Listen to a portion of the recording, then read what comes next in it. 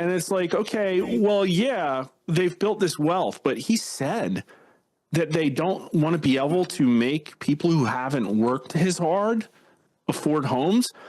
These are the people you need to turn out to vote for you.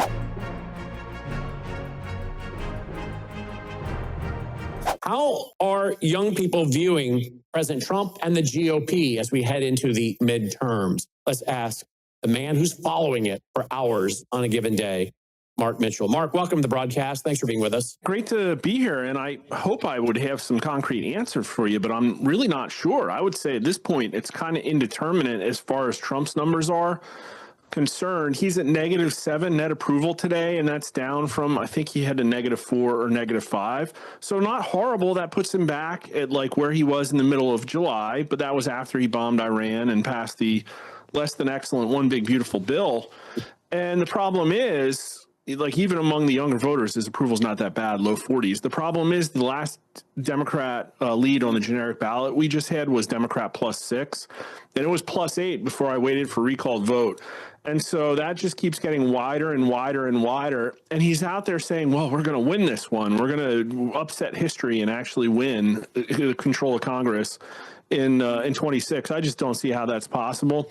And my whole trip to the White House that I talked about in great detail on your show was all predicated upon giving him a roadmap to winning in 2026. And I have to say, he hasn't really followed what my advice was at all. And this one's really bad about the housing prices, because it's one of those things like Epstein where you just wonder, like, what happened to the Trump of the last 10 years? He wouldn't have talked like this. And it's just, the optics are just horrifying.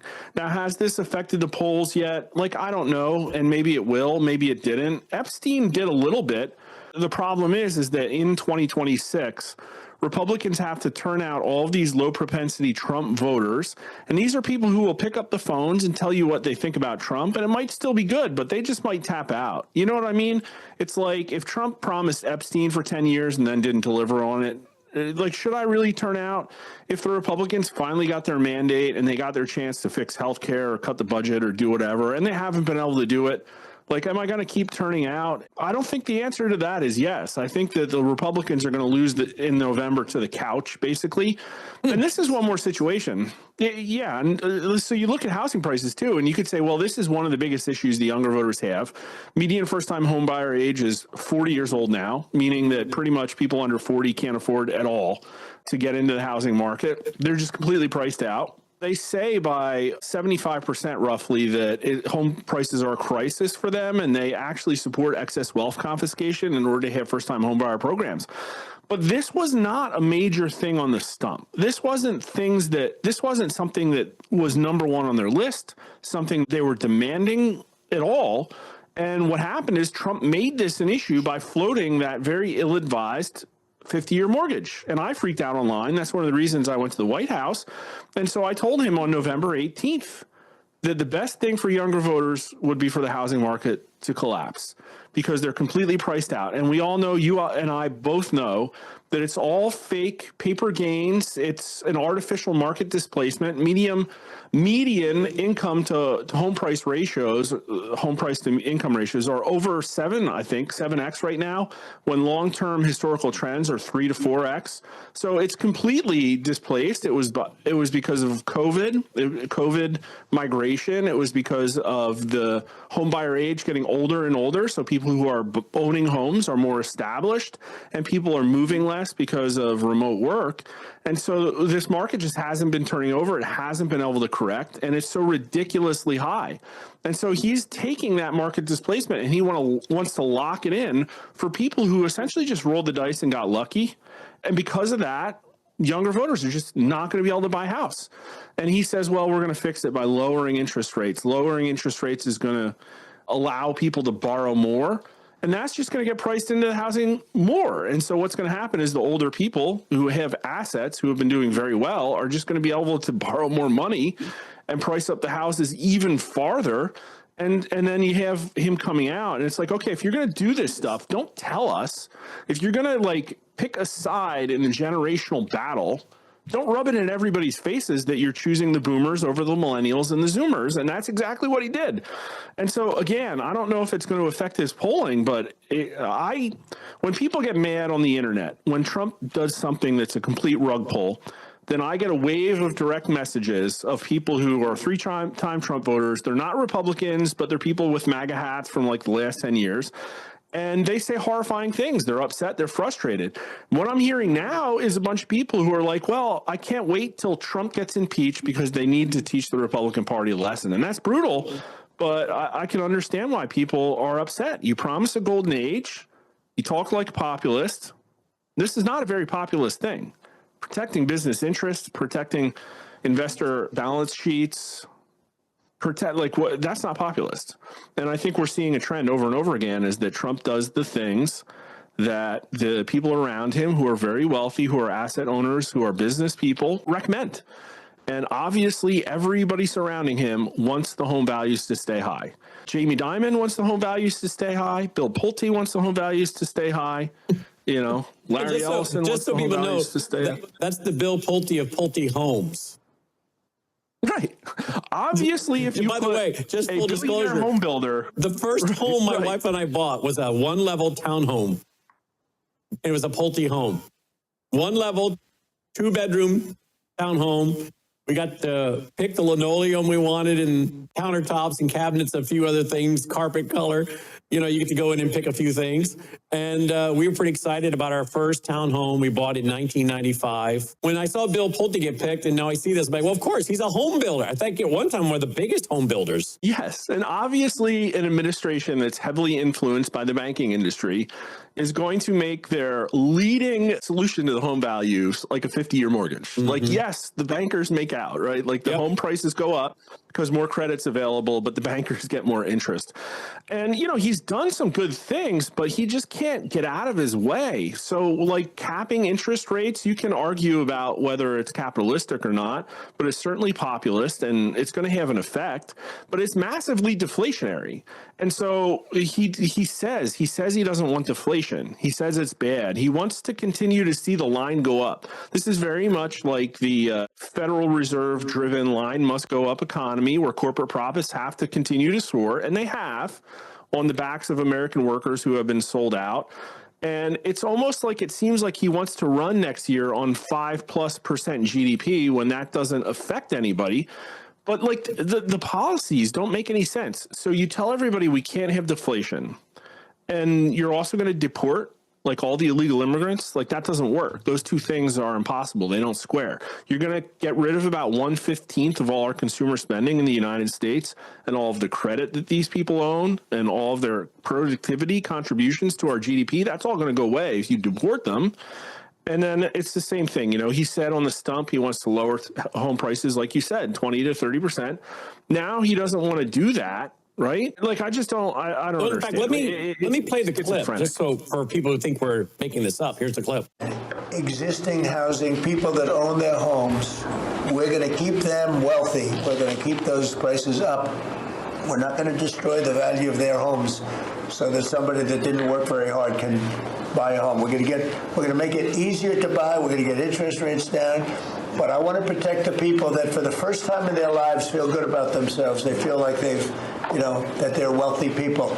And I want them to understand it. There's so much talk about, we're going to drive housing prices down. I don't want to drive housing prices down. I want to drive housing prices up for people that own their homes. And they can be assured that's what's going to happen. And that's exactly the opposite of what he said on the campaign trail. But here's the deal. The value of your home only matters when you're selling. If you have a home, the value of your home, how much it's worth, only matters when you're selling, or if you're going to go and get a line of credit against it. There you go. If you're going to go get a line of credit against it, now it matters. Well, that's how perverse this is, too, is because we talked about this before. Or a reverse mortgage, right? Yeah, exactly. The median homebuyer age went from 39 to 59, up 20 years in the last 20 years. And so it's the same cohort of humans on average that are buying and selling houses. And these are people that had a pretty good run of, an economic tailwind, to be honest with you. There was a lot of technology market, the shift to services, the expansion of white collar work in America. Like, people did really well until all those jobs were given away to the Indians, basically. And it's like, okay, well, yeah, they've built this wealth, but he said that they don't want to be able to make people who haven't worked as hard afford homes. These are the people you need to turn out to vote for you. They haven't worked as hard. The millennials and Zoomers haven't worked as hard. And to me, that sounds like the very trope-like argument that's the number one thing. And I'm not being ageist, Brandon. I know your audience skews older, and I'm a Zennial. I'm right on the dividing line here, so I'm kind of Switzerland in this battle. But when your argument is, suck it up, young people, you just need to work harder, you need to pull yourself up by the bootstraps, that's the argument he's using here. And it's the most tone deaf one, because you forced globalism. You gave all the jobs away. You undermined unions and brought in illegal aliens. You forced people out of the workplace with DEI. It's like you put multiculturalism in school and forced the least behaved students to coexist with the best students in the classrooms. Literally everything that's happened has been this degradation of post-war American cohesive culture by boomer individualism, and it has destroyed the fabric of our society. It really has. And now maybe people would say that's not harsh, but if you look online at some of these videos on YouTube, it is the popular sentiment among the younger voter. And Trump, again, needs these people. Now, he could be doing worse with them. I guess that's the good news. He's polling at about 40%, but he had them. He had a 60% job approval rating with them. And I think he won because of them. You remember, he went on Rogan. Like, that is a very strange thing for an old Republican to do. And that guy's like gone. He's like, no. These boomers did well post-COVID. They got to keep their third Airbnb that they were able to purchase. We can't jeopardize that. And they have a home equity line of credit that they used to buy their second boat. We got to protect that wealth for people who haven't worked as hard.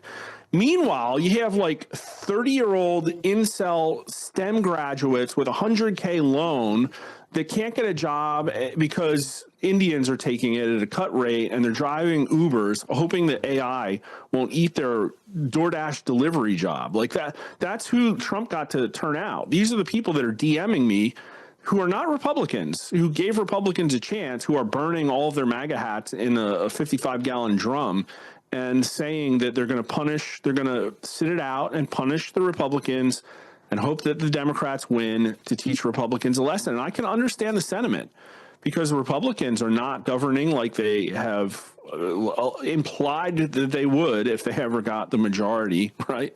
That's certainly not happening. And again, my advice was like to Trump, your numbers are going to be okay. You're not going to get into George W. Bush territory. Maybe it could. There's a scenario where that happens. But how are you going to get Republicans to win in November? You have to make it look like they can govern. And at this point, they aren't. We're going to have another government shutdown. Everybody's going to laugh at them about it. At this point, between now and November, the only thing I think will work is like basically aliens, World War III, or a complete delegitimization of our elections because of the stuff that he's doing right now. And that's possible. Like, we're in a scenario where I think black swans are going to increasingly happen. You got the head of NATO saying we're going to have a two-front war with China and Russia. We literally, we just raided, the FBI just raided Fulton County over this election integrity stuff. And you had the forced sale of Dominion to a new organization nobody knows anything about, where allegedly they're recertifying all of the election machines that are used in most swing states in the United States. Like, I just don't know how we can even predict how any of this is going to play out. And then you have this right who burgeoned into this beautiful grassroots movement during the Tea Party situation, right? Who then was naively cast aside by Paul Ryan and all of the cynical misuse of this grassroots movement, who then found their new avatar. And, I think one cynical way to put it is that the grassroots movement outsourced its revolution to one man. And that man said he was going to do it. Remember, he used the words like retribution and stuff. This is stuff he said on the campaign stump. And people have been with him for 10 years saying in the back of their head, well, he's an outsider. He gets it. With Trump in, he's going to fight for us. And now what we're seeing is the first cracks that, like, no, maybe it was all a scam to begin with.